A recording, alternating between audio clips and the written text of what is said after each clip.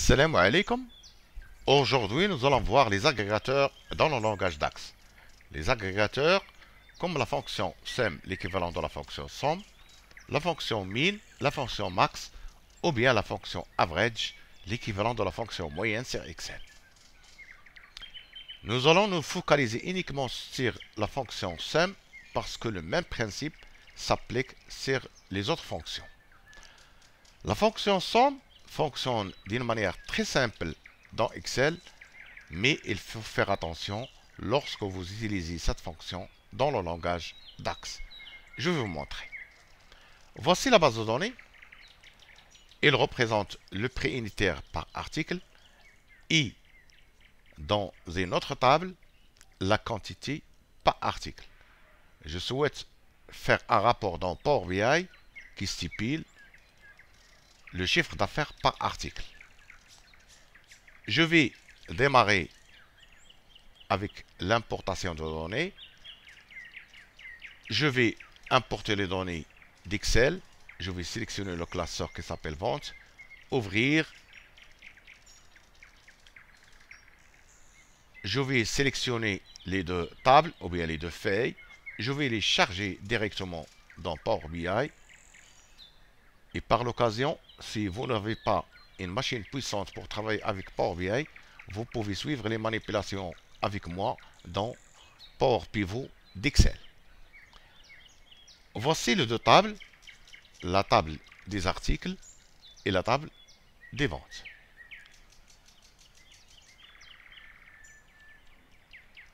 Je vais tout d'abord démarrer avec sélectionner le modèle et vérifier les relations. Power BI a déjà créé une relation entre la table des articles et la table des ventes via la colonne article. D'accord? Maintenant, je vais créer le rapport. Je vais appuyer sur le rapport. Le rapport se forme d'une table. Je vais agrandir un petit peu la table. Je vais éviter les filtres. Je vais améliorer l'affichage. Je vais sélectionner personnaliser le thème actif, texte, et puis je vais choisir 20 points. Je vais appliquer. Voilà.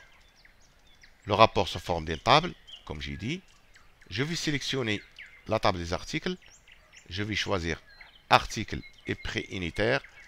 Et la quantité se trouve dans la table des ventes. Voici mon petit rapport. Je souhaite créer le chiffre d'affaires, c'est-à-dire le prix unitaire multiplié par la quantité. Je vais démarrer avec l'erreur que font les débitants. Je vais aller dans la table et je vais créer une colonne calculée. Une nouvelle colonne dans la table des ventes. Je vais appeler cette colonne prix unitaire ou bien colonne prix unitaire. Je vais ajouter prix unitaire et je vais utiliser la fonction sum. Sum, le prix unitaire se trouve dans la colonne prix unitaire de la table des articles. Je vais choisir cette colonne et par la suite sur Entrée. La même chose dans la table des articles. Je vais ajouter une colonne pour les articles. Nouvelle colonne. Je vais appeler cette colonne KTE. Je vais appeler la fonction sum et la quantité se trouve dans la table ou bien la colonne de la table des ventes. Je vais appuyer par la suite sur Entrée. Maintenant, je vais dans mon rapport et je vais ajouter la colonne quantité et la colonne prix unitaire. Je trouve ici que les résultats à première vue sont fausses. Pourquoi? Parce que ici, dans le prix unitaire, la colonne a respecté le contexte de filtre, mais ici dans la table, la colonne n'a pas respecté le contexte de ligne. En conclusion, les agrégateurs, le contexte de ligne, c'est quelque chose qu'ils ne savent pas voir.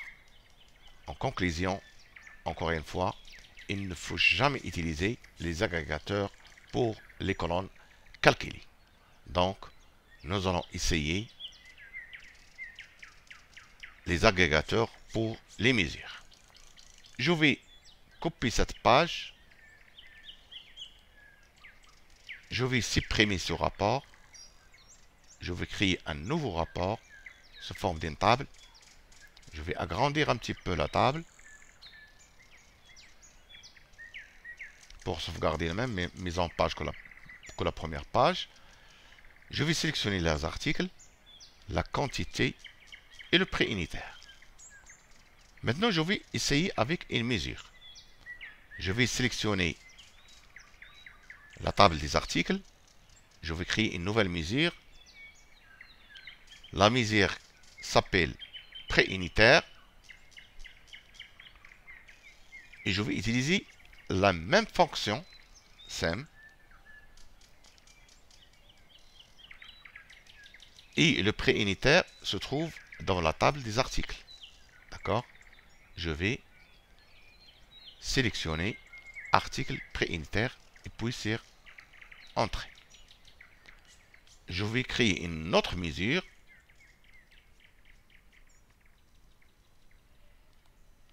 Mesure quantité. Je vais appeler la fonction SUM. La quantité se trouve dans la table des ventes. Je vais appuyer sur Entrée. Maintenant, je vais ajouter dans mon rapport la mesure quantité et le prix unitaire. Non, pardon. Le mesure prix unitaire. Je crois que c'est le même résultat, ou bien il y a un résultat satisfaisant. Maintenant, je vais créer une nouvelle mesure pour le chiffre d'affaires.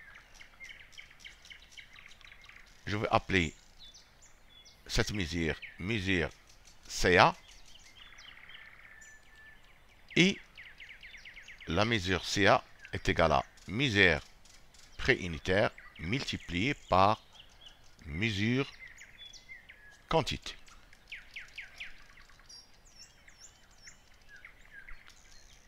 Je vais ajouter dans mon rapport, je crois qu'il y a un résultat moyennement satisfaisant. Pourquoi? Parce que le chiffre d'affaires par article A, c'est bien le même. Même chose pour l'article B, C, mais ici, le total est faux. D'accord? Pour résoudre le problème, je dois ajouter une nouvelle mesure. Et cette fois, je vais calculer le chiffre d'affaires avec la fonction SUMX. Je vais appuyer sur Nouvelle mesure.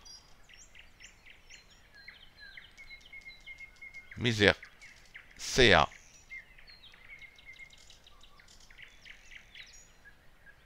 SUMX. Et je vais appeler la fonction SUMX. Il a deux arguments. Tout d'abord, le tableau. Voilà, le tableau. Soit que je choisis la table des articles ou la table des ventes, c'est toujours le même résultat. Je vais choisir la table des articles, virgule, et maintenant, je vais multiplier la mesure du prix unitaire fois la mesure quantité. Je ferme la parenthèse et j'appuie sur Entrée. Je vais ajouter cette nouvelle mesure à mon rapport. Et voilà le résultat.